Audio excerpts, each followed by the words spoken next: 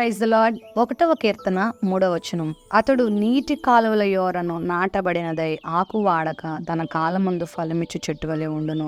అతడు చేయనదంతయు సఫలమగును. ఈ అతడు అనేవారు ఎవరంటే, దుష్టుల ఆలోచన చొప్పున నడవకుండా, పాపుల మార్గంలో నిలవకుండా, అపహాస్కులు కూర్చుండి చోట కూర్చోకుండా, దేవుని ధర్మశాస్త్రంలో ఆనందిస్తూ దివారాత్రులు ధ్యానించేవారు ధన్యులుగా ఇక్కడ ప్రభు చేత పిలువబడుతున్నారు. అదృష్టవంతులుగా, భాగ్యవంతులుగా, దేవుని చేత దీవించబడిన వారిగా ఎవరు ఉండగలుగుతారో వారి ఆధిక్యతలేంటో ఈ 1వ కీర్తనలో చాలా అద్భుతంగా పరిశుద్ధాత్మ దేవుడు తెలియజేశారు. మన ఆలోచనలో దుష్టుని యొక్క తత్వం ఉండడానికి వీల్లేదు. మనము దుష్ట మార్గాల్లో నిలవడానికి వీల్లేదు, నడవడానికి వీల్లేదు. మరి అపహాసకులు కూర్చుండే చోట మనం కూర్చోకూడదు. అంటే మన సమయాన్ని అనవసరమైన విషయాల్లో, అపహాసకులతో, లోకపు ముచ్చట్లతో, పాప కార్యాలతో, కీడు కలిగించే పనులతో, మరి దేవునికి అవమానాన్ని కలిగించే పనులతో మన సమయాన్ని గడపకూడదు. ఏం చేయాలి? ఆయన ధర్మశాస్త్రాన్ని ధ్యానించాలి, ఆయన ధర్మశాస్త్రంలో ఆనందించాలి, ఆయన మాటలు నెరవేర్చడంలో, ఆయన మాటలు వినడంలో, ఆయన మాటలు చదవడంలో, ఆయన చెప్పినట్లుగా సత్కార్యాలు చేయటంలో మనం ఆనందించాలి. దేవుని వాక్యాన్ని 24 గంటలు ధ్యానించేవారి కంటే దేవుని వాక్యంతో మన మనసు నింపుకుంటూ మన మైండ్ అంతా దేవుని మీద, దేవుని కార్యాల మీద, మంచి కార్యాల మీద మన మనసును మనం నిలుపుకున్నప్పుడు దేవుని చేత ధన్యులుగా ఎంచబడతాం. అలాంటి వారిని దేవుడు ఎంత దీవిస్తాడంటే, ఆకు వాడక తన కాలమందు ఫలమిచ్చు చెట్టు వలె అలాంటి వారిని దేవుడు ఉంచుతాడు. ఈరోజు ఈ వాక్య వాగ్దానాన్ని వీక్షిస్తున్న మీ అందరి జీవితాలు కూడా దేవుడు నీటి కాలువ యోరను నాటబడిన చెట్టులాగా ఉంచాలని ఆశపడుతున్నారు.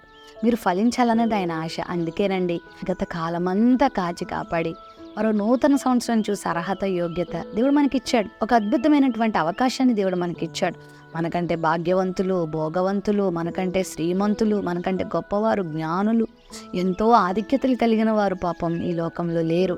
కానీ నిన్ను నన్ను దేవుడు ఈ సంవత్సరం ఎందుకు నడిపించాడో తెలుసా? నువ్వు చేయనదంతా ఆయన సఫలం చేయాలని, నువ్వు ఫలించాలని, నువ్వు నీటి యోరను నాటబడిన చెట్టులా ఉండాలనేది దేవుని ఆశ. ఖచ్చితంగా ఉంటావు. నువ్వు చేసేదంతా దేవుడు సఫలం చేస్తాడు. అపవాది చాలా కుయుక్తి కలిగిన వాడు, వాడు చాలా భయంకరుడు. వాడు నిరంతరం పనిచేస్తూనే ఉంటాడు. హబక్కు గ్రంథంలో వాడట వలలు పన్ని, ఊరులు ఒగ్గి, మరి వాడు మనుషులను పడుతున్నాడంట, గాలములు వేసి పడుతున్నాడంట. వాడు నిరంతరం పనిచేస్తూనే ఉంటాడు. ఆయా ఆలోచనలు మనకు నేర్పించి, ఆయా పాపపు మార్గాల్లో నడిపించి, పాపపు ఆలోచనలు కలిగించి, దుష్ట మార్గంలో జీవింపచేసి దేవుని ఆశీర్వాదం పొందకుండా చేస్తాడు. మరి వాడికి మనం అవకాశం ఇవ్వద్దు. దేవుడు నిన్ను దీవించబోతున్నాడు. దేవుడు నీ జీవితంలో గొప్ప సఫలత ఇవ్వబోతున్నాడు.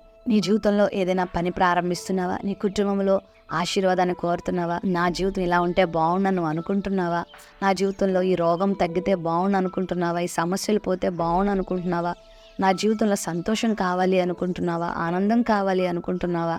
నా పిల్లలు భయంకరమైన దుర్మార్గులుగా ఉన్నారు, త్రాగుబోతులుగా ఉన్నారు, వారు మారాలి అనుకుంటున్నావా?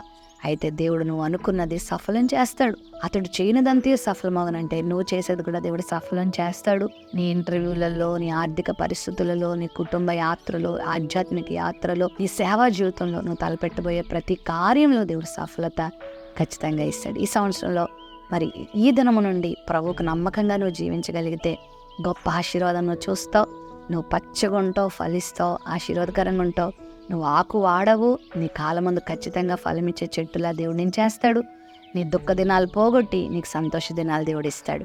ప్రేమ నమ్మకం కలిగిన మా తండ్రి, ఈ వాక్య వాగ్దానాన్ని వీక్షించిన బిడ్డల జీవితాల్లో ఆకు వాడని జీవితం, ఫలించే జీవితం, నీరు కట్టే జీవితం, అంత మాత్రమే కాదు చేయనదంతయు సఫలము చేయబడే కృప బిడ్డలకు మీరు దయచేయమని యేసు నామములో ప్రార్థిస్తున్నాం తండ్రి.